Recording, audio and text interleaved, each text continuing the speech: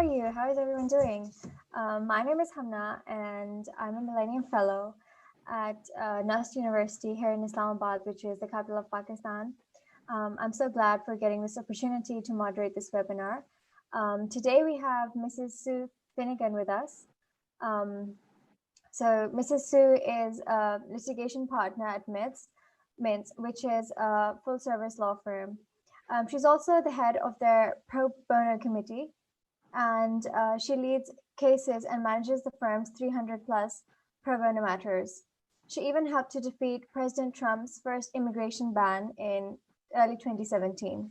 And she helped engineer the passage of a Massachusetts restraining order law for sexual assault survivors.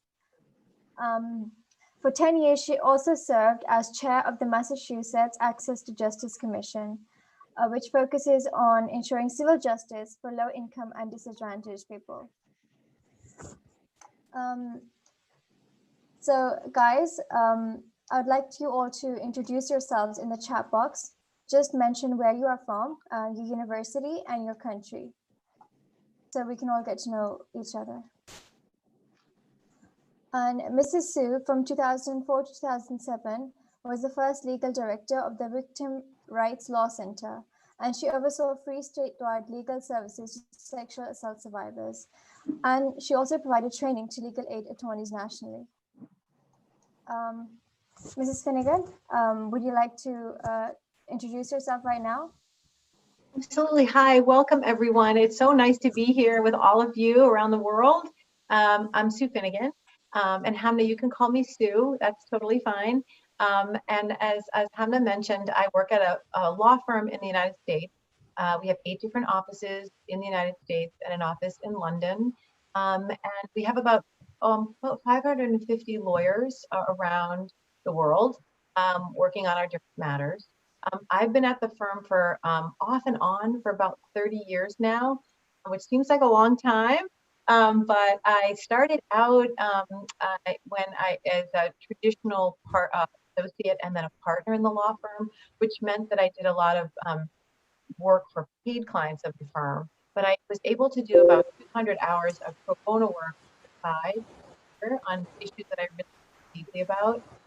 As Hamna mentioned, I then worked as the legal director for a nonprofit NGO that works with sexual assault survivors and helps them with their legal needs on the civil side, because in the United States, there's a criminal side where people get criminally prosecuted, and then the civil side.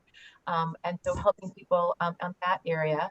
And then since 2007, I've been back at the firm in this very unusual role of serving as a litigation partner, but only doing pro bono work, basically. I only focus on social justice issues and serving low-income people. And so I'm deemed the pro bono partner of the firm, and I chair our pro bono committee, which leads the pro bono program. And as Hamna also mentioned, I have had the privilege of working on what's called the Access to Justice Commission as its chair and a member for the last 10 years. And so I'm going to talk a little bit about that work as well. Okay, thank you, Sue. Can you tell us a bit more about what motivated you to start your career as an attorney and what pushed you towards civil rights and justice? Yeah, so I started out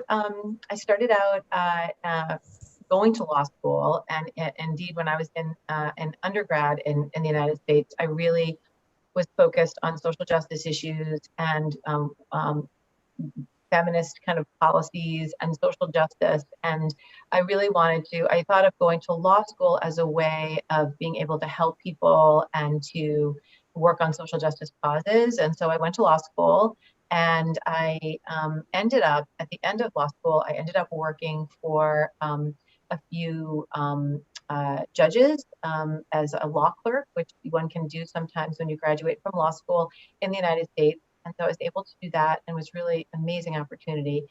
And then I ended up graduating from law school with a lot of debt from law school. And so I made the decision to work at a private law firm, but at a private law firm that really cared deeply about, social justice and about giving back to the community. And so it felt like the right fit for me. And so I went to the firm, and as I mentioned, I stayed there for 10 years, but I was able to work on a lot of different issues that I cared about. For example, in law school, I started working a lot with people who were applying for political asylum, and I did a lot of pro bono work while I was a law student. So when I first started out at the firm, I jumped in and took on several political asylum cases, and I have to be honest, I wasn't exactly sure what I was doing, because when you first start out, you just have to have a lot of courage and just kind of try to learn as much as you can. But I soon I loved working on those cases. And since then, for the last 30 years, I've been working with political asylum clients, and also in the area of immigration.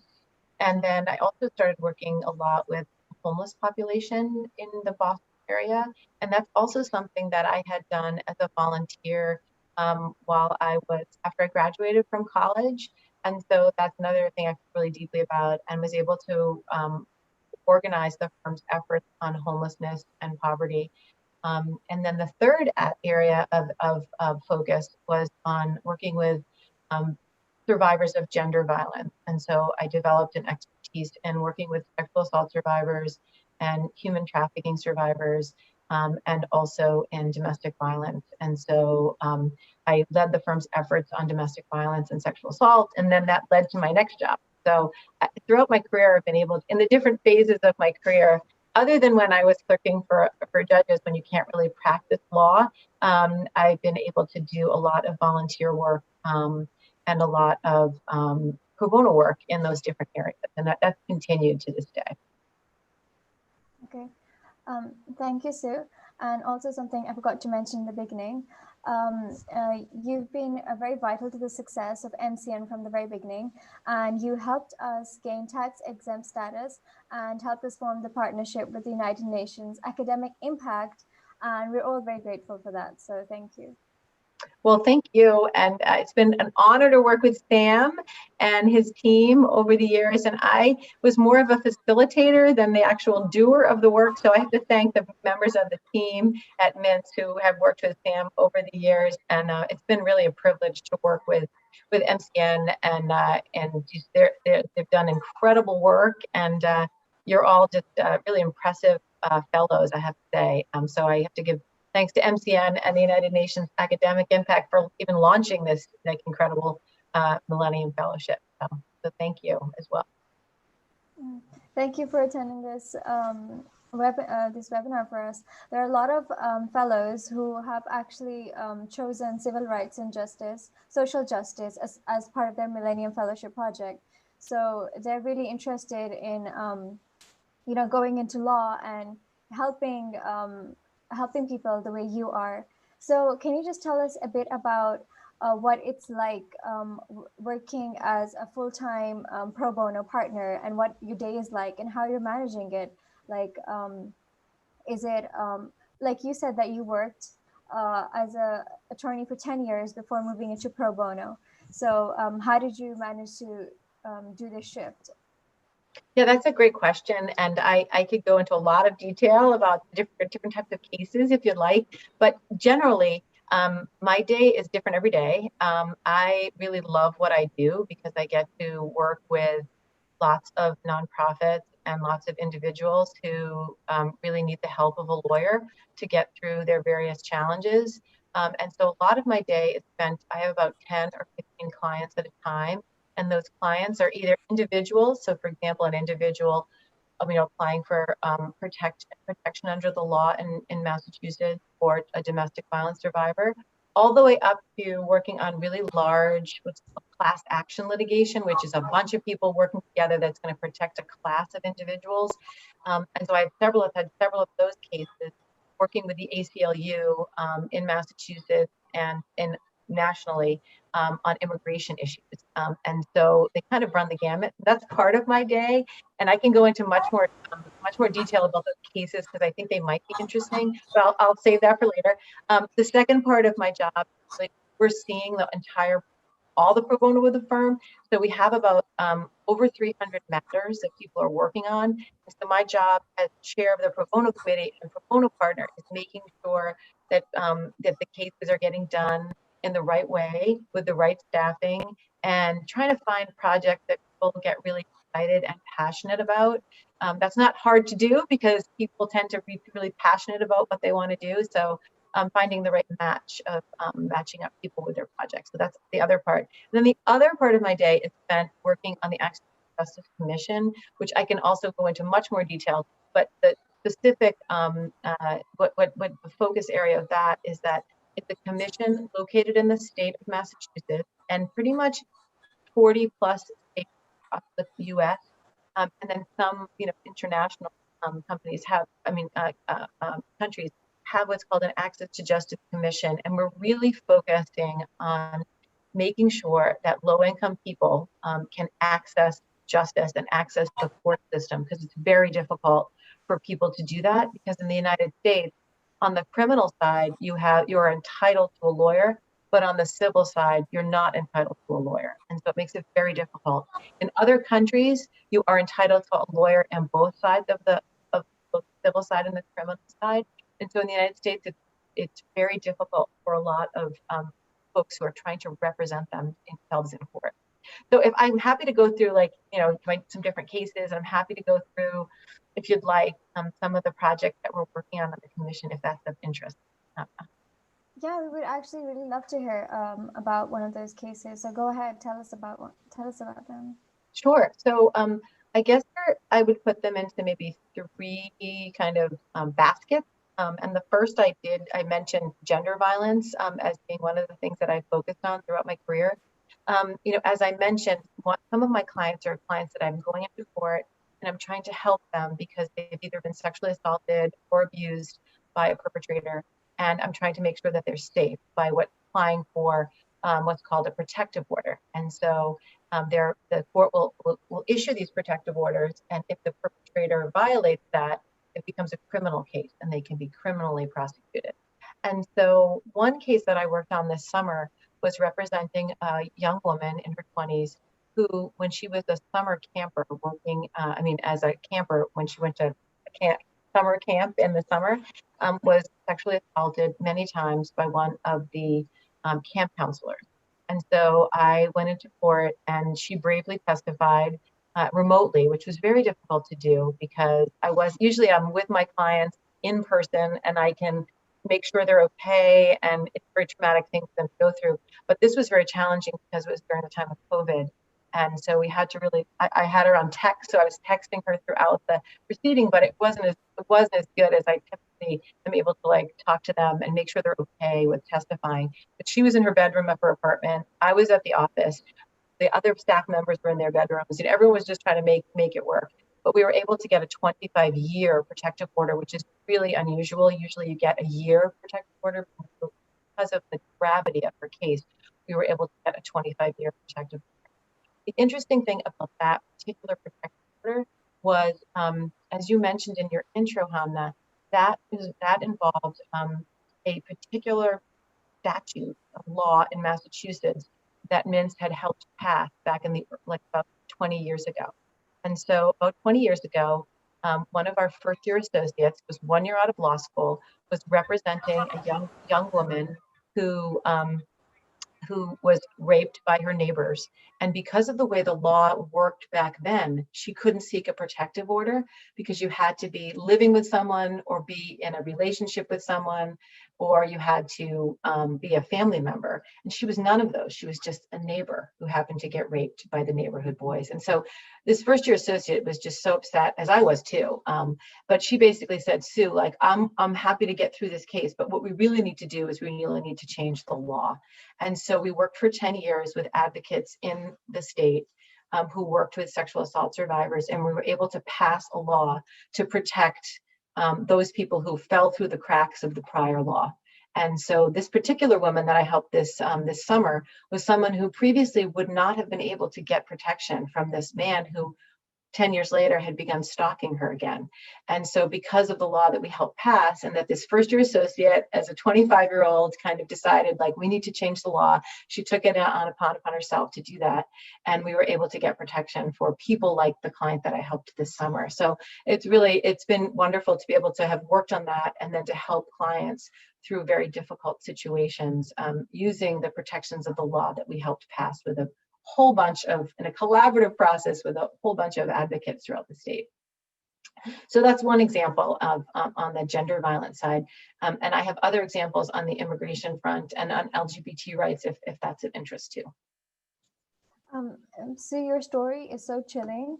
As someone who has experienced girls being unable to get justice from social institutions, especially in this field, it makes me so happy to see that there are people who are actually working to help them.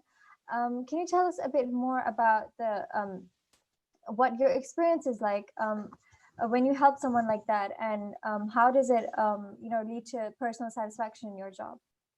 Yeah, that's a great question.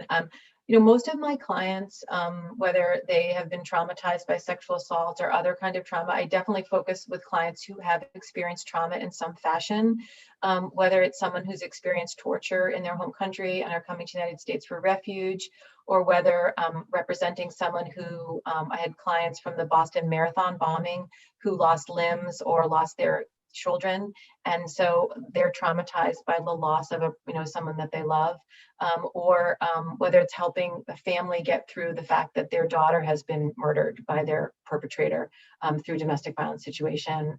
So that's sort of been my focus area, if you had to kind of generalize. And it's difficult work, but I find it a couple of things. One, I think you have to really empower clients to come to you with what they want to do going forward, because that's a really important element, particularly for someone who's been traumatized. But then also, I just find working with these types of clients, like, so rewarding, because inevitably, like, they are so courageous to come forward and whether it's like learning to walk again when you've lost a leg, or whether it's coming forward and bravely testifying against your perpetrator that you haven't seen in 10 years, and someone who has, sexually assaulted you when you were 12, or, whether it's representing a nonprofit in the name of the daughter that was murdered by her boyfriend, and actually having that nonprofit come forward and really help families learn to live again and learn to become more whole. So I gain a lot of strength from my clients, actually, even though I guess it's not for everyone, but I think that I just have really loved working with people and trying to help them, because I think in essence, that's what a lawyer's job is. You're trying to solve problems, but you're also trying to help people. And so being able to use the skills that I've developed over the years to help people in trauma has really provided me with a lot of it's sort of why I went to law school, and it really has played out in so many ways in the work that I do every day. Thank you, Sue. And it's interesting the part that you say that you gain strength or you're inspired by the people you help, because that's what we students in the Millennium Fellowship are doing, and realizing that when we go and serve in our communities, you always receive more than you give. And it's a really wholesome experience. I have one more question. Oh yeah, I was just going to say, like, you're doing amazing work in Pakistan. To me, I've read about you, and you're doing incredible work.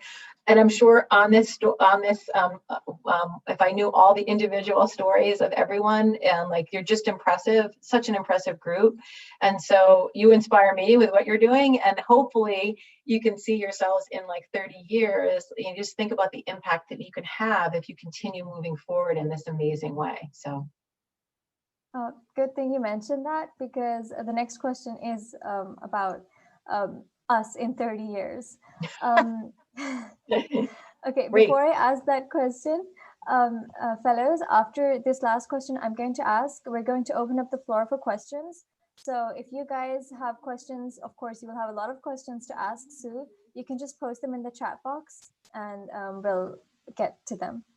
Okay, so my last question is, what concrete advice would you give to Millennium Fellows, particularly those fellows who are working on the SDG 16, Peace, Justice, and Strong Institutions, or for those fellows who intend to continue a degree in law?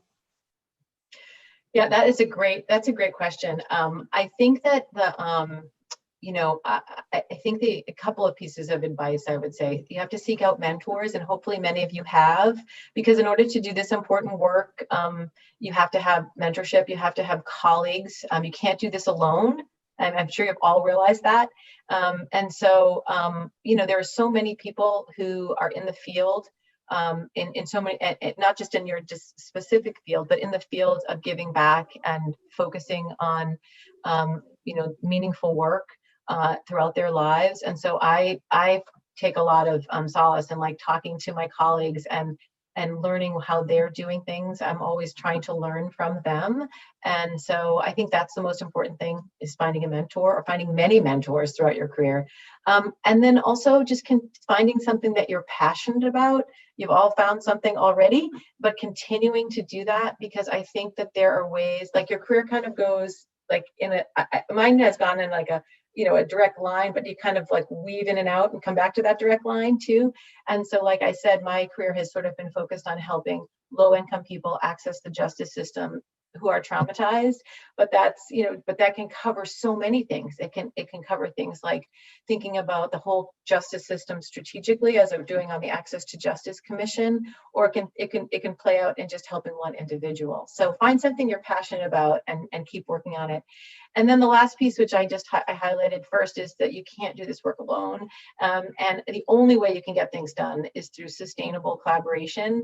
And I think the word sustainable is really important, because collaborating with people is so important, but making sure that collaboration is sustainable over time, working with others and rolling up your sleeves with them, communicating with them, listening to them, and kind of working out all those barriers. Because in every project you're working on across the globe, there's so many barriers. And so kind of listening to the people who are putting up those barriers is really important to breaking through.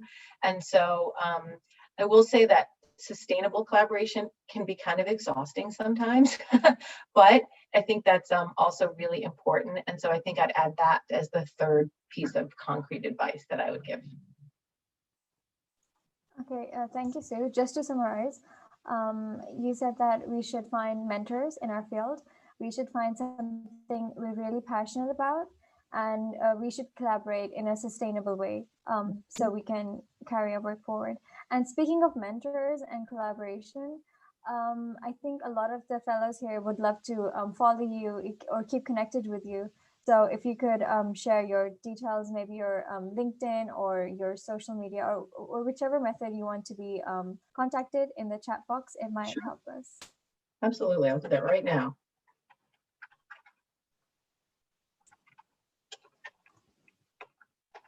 Okay, I did say last question, but I think I have one more question. That's okay. So, okay, so my question is about what role has the private sector played in creating a positive social impact, and particularly pushing for a policy change, and what gaps do you think still need to be addressed by this sector? Mm-hmm.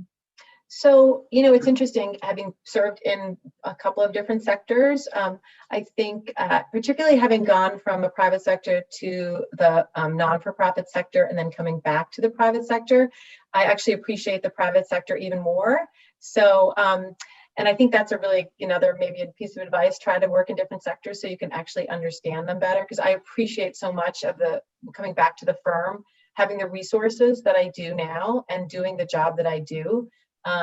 Whereas before I kind of took that for granted. So when I went to work at the nonprofit NGO, I didn't have the help I needed to even fix my computer. So people would call me for computer advice, which is kind of funny, So I'm like, now I can call the help desk and get someone to help me with my computer issues. So that is a prelude. I will say that the private sector, it's a little bit tricky because, most of the private sector really, and not to be crass, but is motivated in large part by profits, because that's what they are. They're a private sector.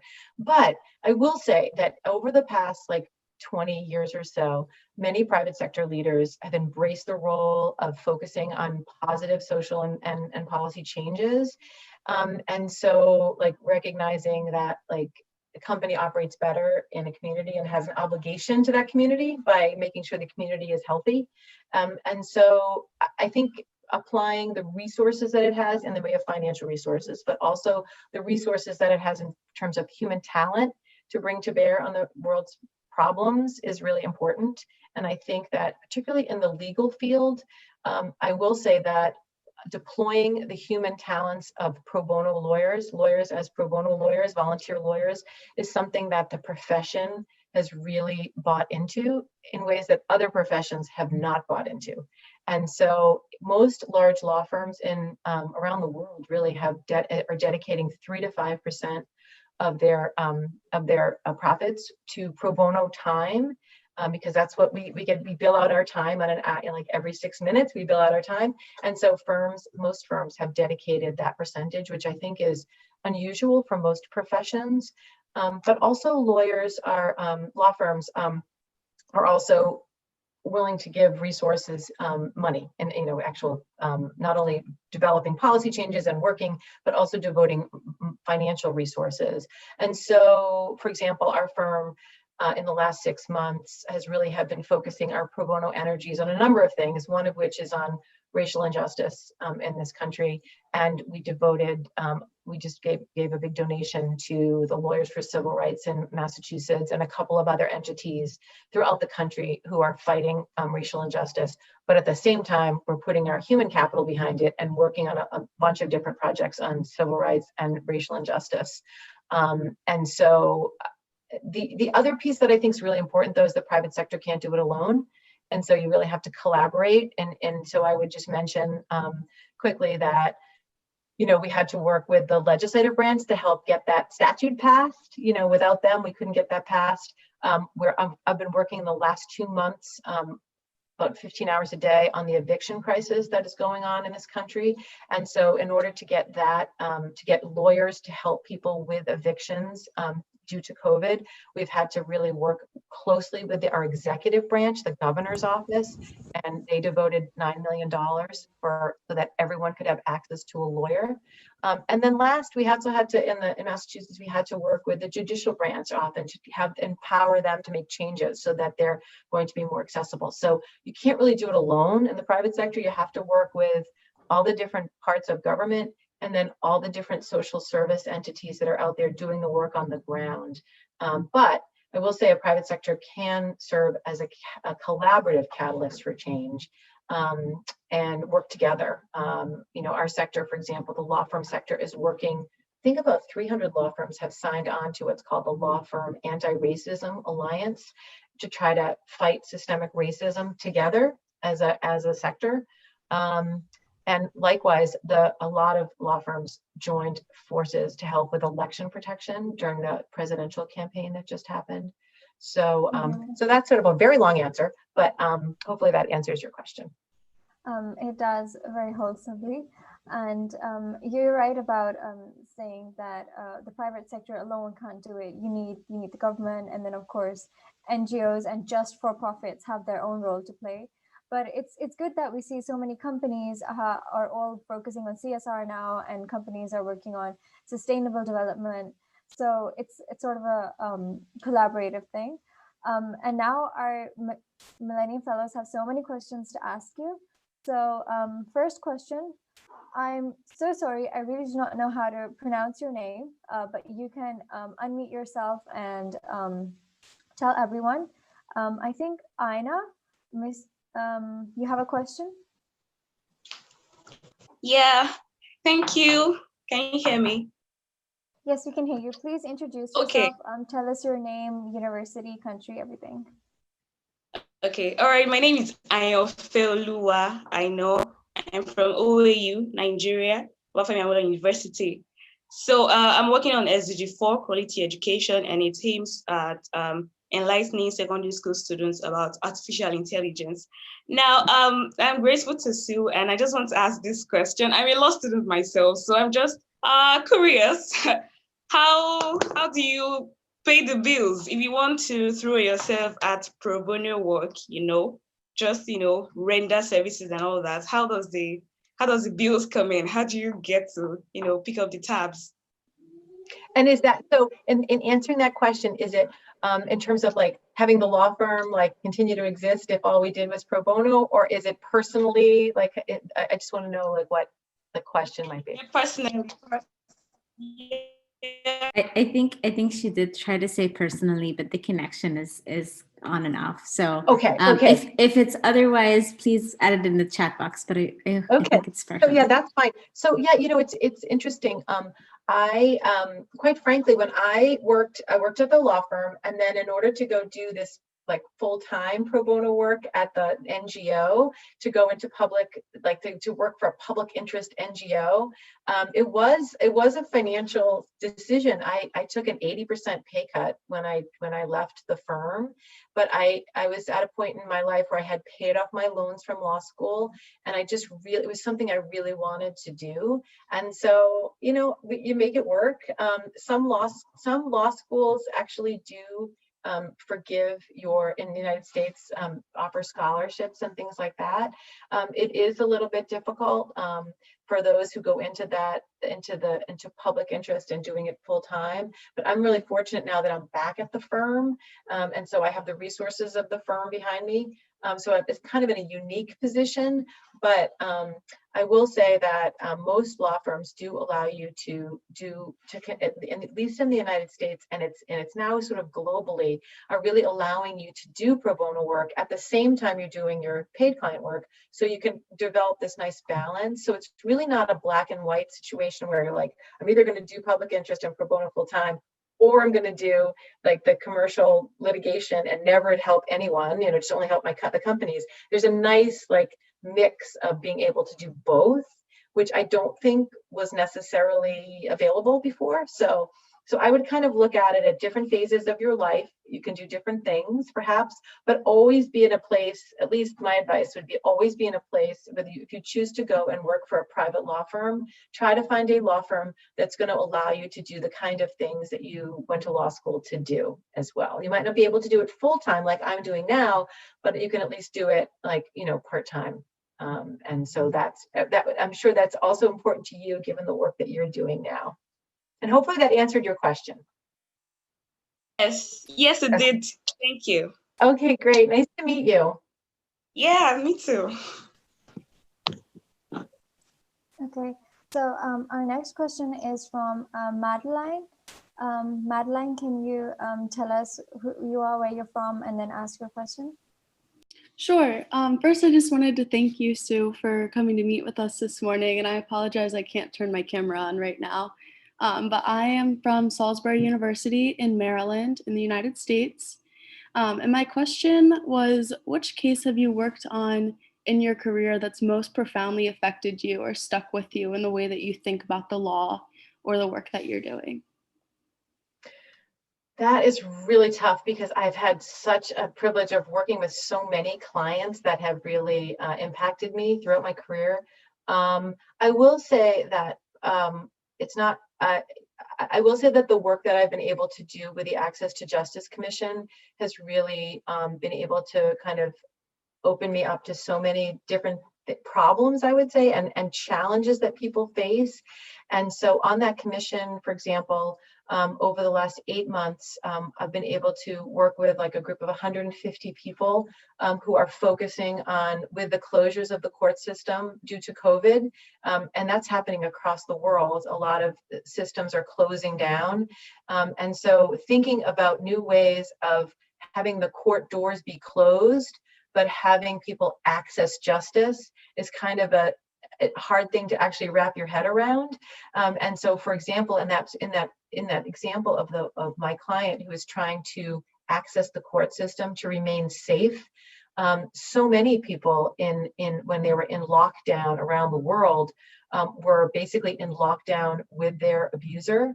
And so thinking about ways of making the court available to that person who in previous times would just walk to the court and get help, and trying to provide, for example, what we tried to do is like make everything accessible by phone. And so we changed all the forms into phone mobile friendly forms, and being able to have people just type in their problem and email it to the court and have the court be able to react to that.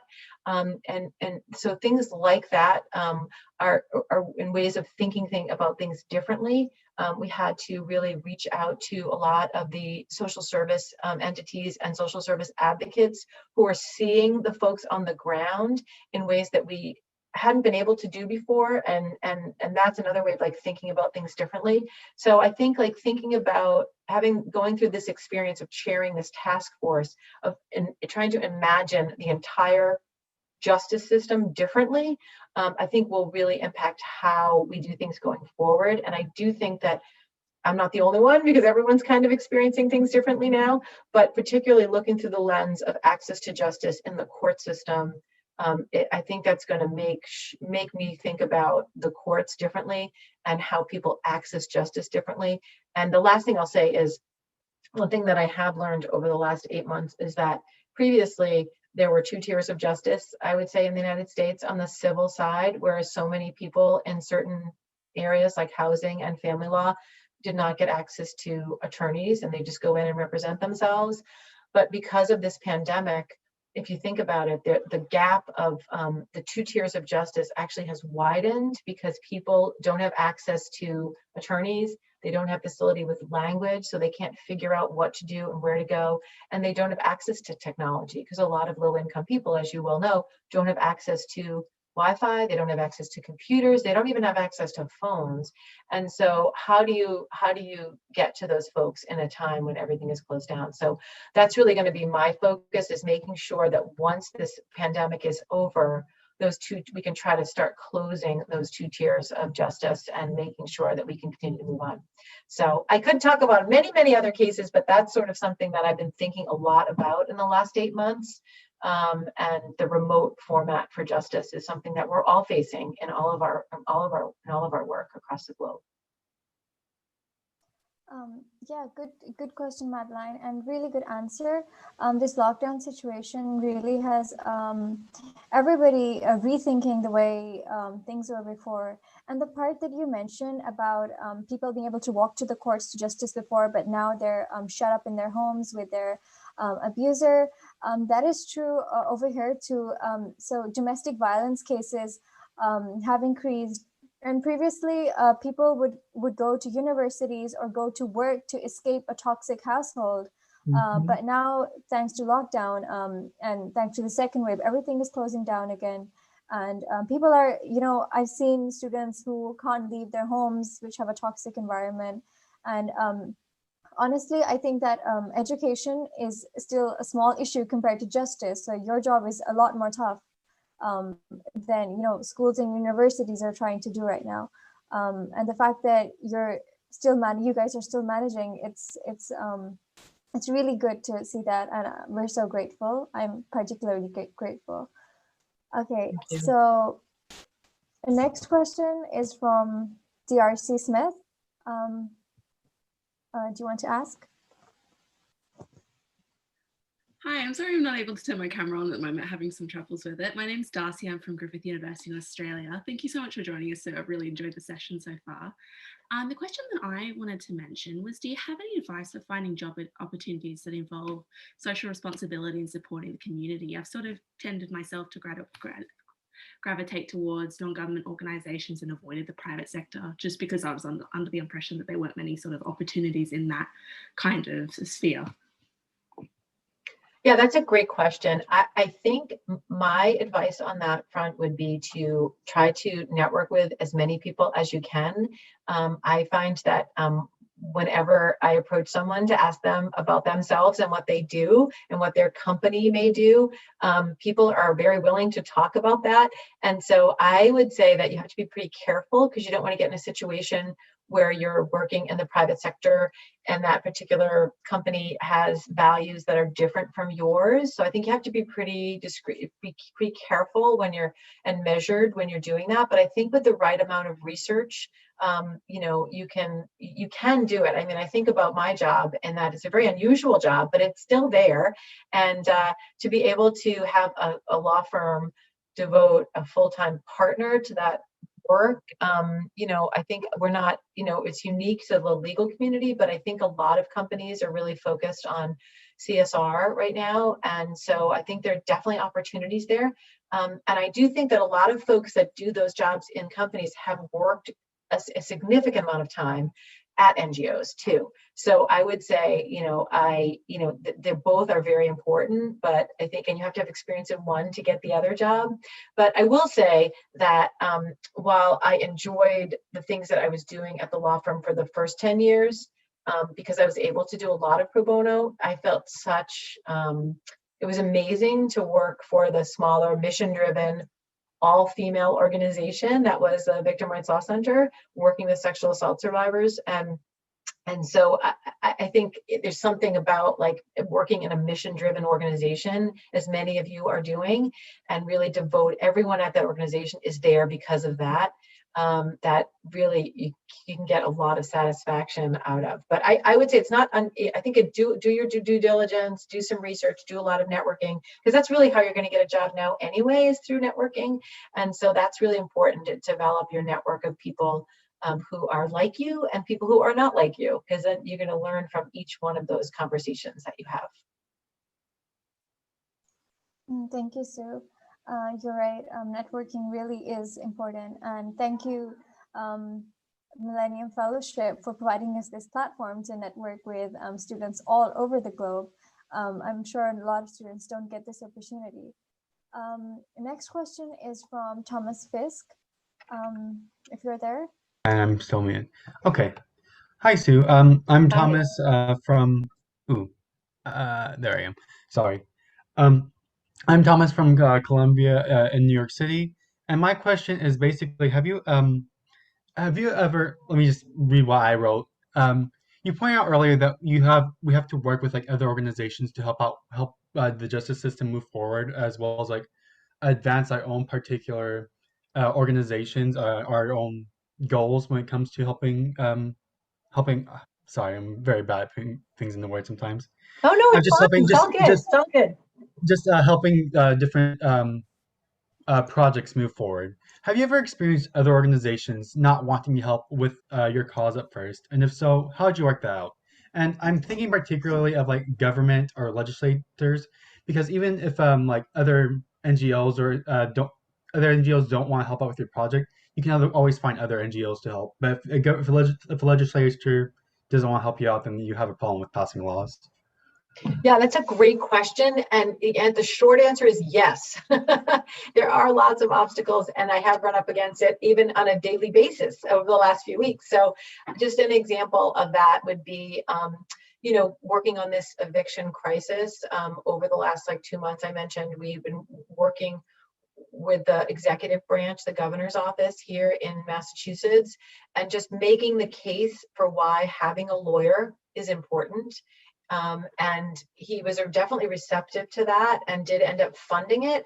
But there's so many different pieces. So like if you even if you get through the obstacle of finally getting to the key decision maker and having them agree that it's the right thing to do in the middle of a public health crisis to support legal aid because people will be better off, then you have to convince the courts, for example, that, like right now I'm dealing with this, convince the courts that when someone shows up to court, that they can advise them that they have access to a lawyer, which one would think would be kind of obvious, but it also goes against something like they've set up this whole system of processing all these cases. And so, they may not be willing to spend 60 seconds doing that because they've got so many thousands of cases that they're dealing with. So right now I'm dealing with that. And the way to tackle that, I think, honestly, is developing relationships with people over time and knowing who you can contact to help you make breakthroughs, and also knowing that you might not be the right person to advocate for that. Being willing to cede it to someone else who might have more authority over that, entity is a really important thing to learn. It doesn't necessarily always have to be you, but you can arm that other person. So for example, in that situation, what we're trying to do right now is arm the executive branch that funded the legal aid system to then go to the court and ask them to do things differently. And maybe the first reaction would be, well, I should be doing that because I know the legal system and I know legal aid and I know those things. But I know that if the executive branch goes and asks for that, they may be more successful. And so I think knowing who all the different constellation of players are, and then trying to figure out how to get to that person in the best way possible, and being strategic about it is sometimes the best way to get your message across. Thank you, Sue. Really good points, because as fellows, we often have to get funding or get support from different institutions in the society, and getting companies to agree, getting people to understand your message is really difficult. So we have to be really strategic when finding people to collaborate with too. So I think your point applies to all our projects too.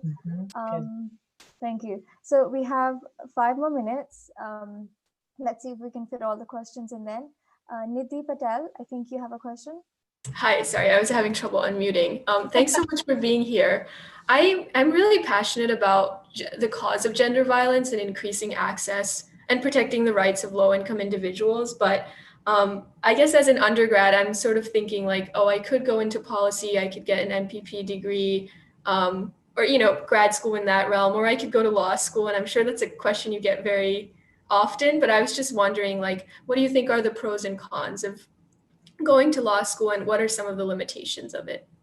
Yeah, that's a great question. And that's exactly what I was facing when I was in an undergrad. And I was thinking, well, maybe I'll get my master's in public policy. Maybe I'll get a law degree. Maybe I'll do both, maybe get a joint degree.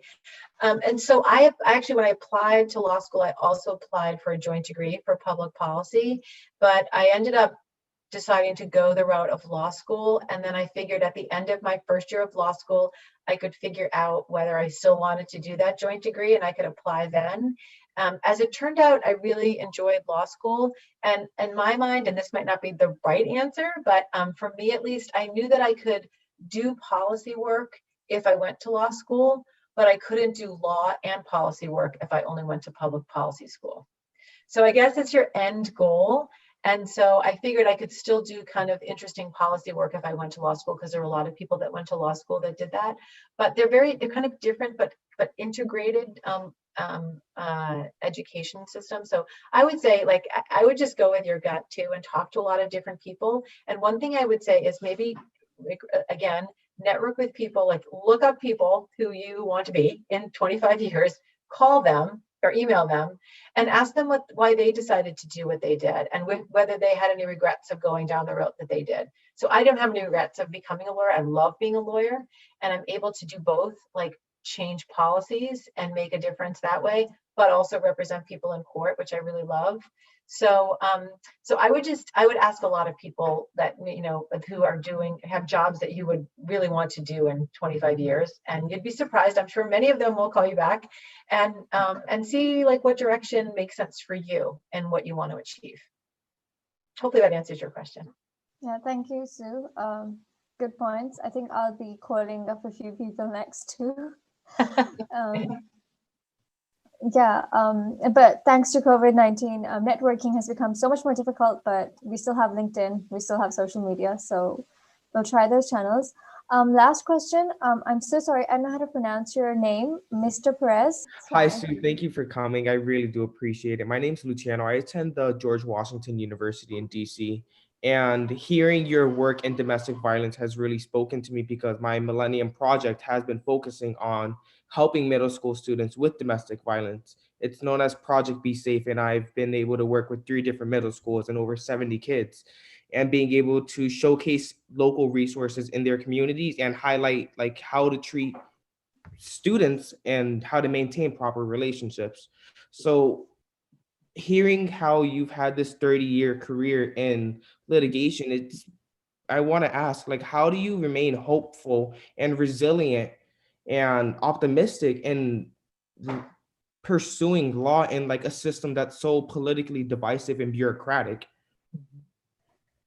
It's a great question, and really important work that you're doing. And particularly with that age group too, that's really, really important. So thank you for doing that work.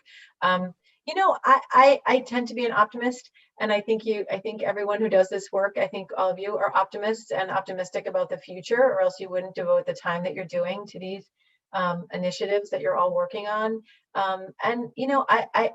There are definitely challenging times, and it can be overwhelming at times, but I really do think, like, that working in a collaborative way with a group of people is really helpful.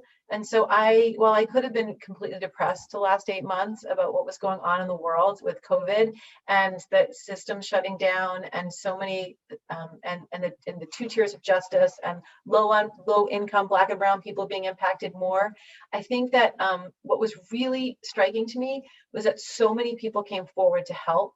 And the fact that I put out an email to a bunch of people and 150 people responded and said, how can I help on top of the work that I'm doing? And they were already doing really hard work, like working at homeless shelters and working in legal aid and working in the court system.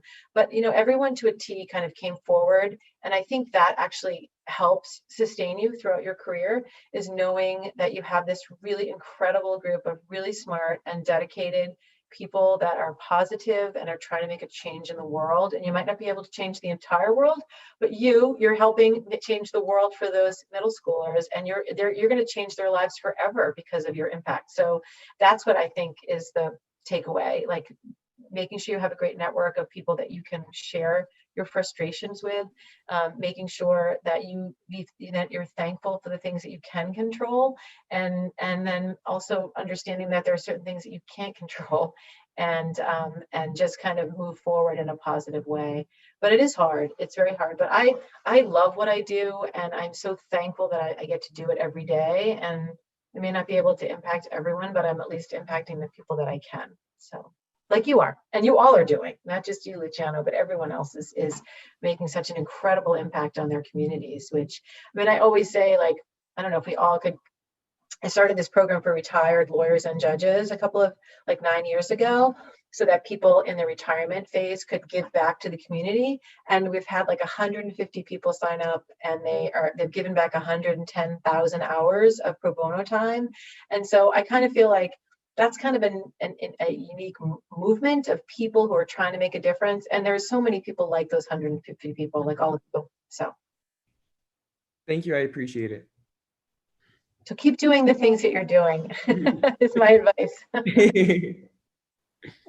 Thank you, Sue. And one thing which I can relate to is when you said that so many people join in on the cause, and especially when you're doing community service, when you're helping people, the best part is you get to work with other people who are also, who also want to help the community. And it's like the bonding experience that you get with working with people like that really keeps you motivated.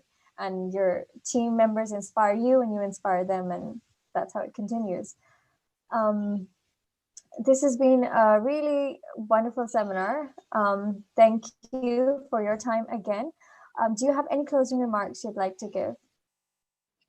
I would just close by thanking everyone for joining today, and you all inspired me with the work that you're doing, and I look forward to being partners with you in the decades to come, because there's a lot of work to be done and a lot of work globally to be done, and it's exciting that you are doing such incredible work as fellows this year and in the years to come. So thanks for having me, and I hope for those in the United States, I hope you have a nice Thanksgiving weekend.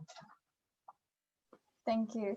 Thank you so much. And once again, I'd like to reiterate, if you could just type in the chat box how we can keep connected with you, or how you'd like us to follow up with you if any one of us has any more questions, that would really help. Thank you, fellows, for attending. This was a really informative webinar for me. I hope it was the same for you. This was our last global webinar, and we're going to be having our last SDG conversation hour, which will be on SDG 1, no poverty. It's going to be this Saturday. So I'd encourage you all to join on this Saturday, November 28th, to attend that webinar too. Yeah, that's about it. Noha, I'd like to hand it over to you. Thank you. I think, that was a great ending. So thank you, Hamna, for your moderation. And thank you so much, Sue, for hopping on. It's been an honor working with you here at MCN. And I learned a lot from you today as well. And so it's always amazing to get to learn more about the work that you do. And I hope that has inspired our future lawyers here and future career social impactors as well in pursuing and continuing the work that they do. So thank you so much for joining us. And thank you, Hamna, for being here. I hope you all have a great morning, evening, or afternoon, wherever you are in the world. And we'll see you on Saturday for our final conversation hour. Take care, everybody.